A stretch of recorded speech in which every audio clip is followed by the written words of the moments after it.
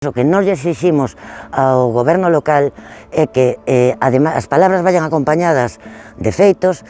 Hai un problema real de arsénico nesta zona. Os veciños afectados continúan, dende hai 2 meses, tendo que desplazarse ao concello a por garrafas de auga, porque tampouco lle reparten a domicilio, o cual xa supón un trastorno de por sí, e non teñen ningún tipo de compensación respecto a outros veciños non afectados en cuanto ao recibo dese servicio que se está dando, que non é, xa non é deficitario, sino que é moi lamentable. Se nos remontamos ao ano 2005, que foi cando Sanidade declarou Castredo de Miño como zona onde había elevación de arsénico, non se fixo nada dende entonces. Por esa circunstancia, o Grupo Socialista de Castredo de Miño iniciou varias solicitudes a través do Parlamento de Galicia, que tiñamos naquel momento como diputada autonómica Noela Blanco, solicitando que nos orzamentos do ano posterior se incluíra unha partida presupuestaria para crear unha captación con bombeo dentro do río Miño. Dentro do río Miño, como non se atendeu a nosa petición, pois, a modo de moción, presentamos no Concello de Castredo de Miño hai cousa aproximadamente de casi 3 anos, unha moción para que se instara novamente a Xunta de Galicia. Esa moción secundouna o partido que hoxe goberna a localidade, o Partido Popular. O que optou por facer naquel momento o BNG foi poñerse en contacto coa Diputación Provincial e solicitar que se instalaran unhos filtros especiais para minimizar eses niveis de arsénico. Naquel momento, evidentemente, si funcionaron, pero sabíamos perfectamente que era un parche. Hoxe estamos nesta zona, declarouse xa emerxencia sanitaria, co cual os niveles aumentáronse de forma exponencial. Por outra banda, nesa época, solicitamos tamén que nas fontes do Concello se instalaran unhos cartéis que indicaran se o consumo da auga é apto ou non para consumo humano.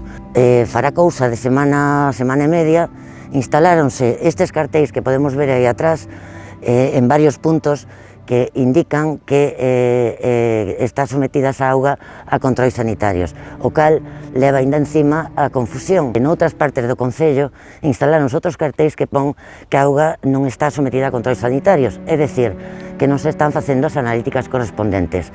Por esa circunstancia solicitamos que faciliten copia por parte do Concello de todas as analíticas, das últimas analíticas, nunha fonte que está localizada na parroquia de Macendo.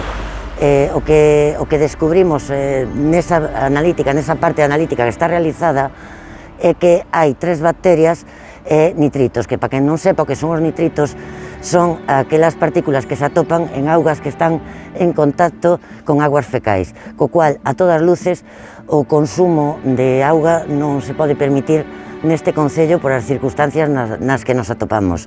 É unha loita que ela leva realizado en solitario como Partido Socialista desde fai moitos anos, porque nin o Bloque Nacionalista Galego nin o actual Partido Popular, amparado en tránsfugas, precisamente tomen ningunha medida para solucionalo. Pasan os anos e nada se fai. E o problema é que moita xente aínda ten confusións con respecto ás consecuencias sobre a saúde do consumo de arsénico. Un arsénico que está como elemento natural, é certo, nos mananciais, pero co que hai que tomar medidas, e os concellos son os responsables. Neste caso, o Concello de Castrelo é responsable de tomar medidas. Que ocorre? Que temos, por exemplo, fontes, como que vemos a nosas espaldas, que ten un cartel que dá a entender que é unha auga controlada sanitariamente que se pode consumir. Vamos a comprobar, efectivamente, que funciona esa fonte, vamos a ver o cartel. Este é o cartel, e este é o que acontece cando se pulsa. Auga da que pode dispoñer calquera persoa que se acerca ata ela. O que tiña que poñer aí é que esta auga contén arsénico e que non se debería consumir. E se isto é grave, ainda é máis grave que no colexio, onde están precisamente nenos e nenas, non se fagan os controis sanitarios coa debida periodicidade. O Partido Socialista, que a nosa voceira ao frente, é o único partido que está demostrando interese real por a saúde dos seus veciños. Vai sendo hora que, despois de tantos anos, a Xunta asuma as súas responsabilidades e, sobre todo, que as asuma o Concello, que é o auténtico responsable.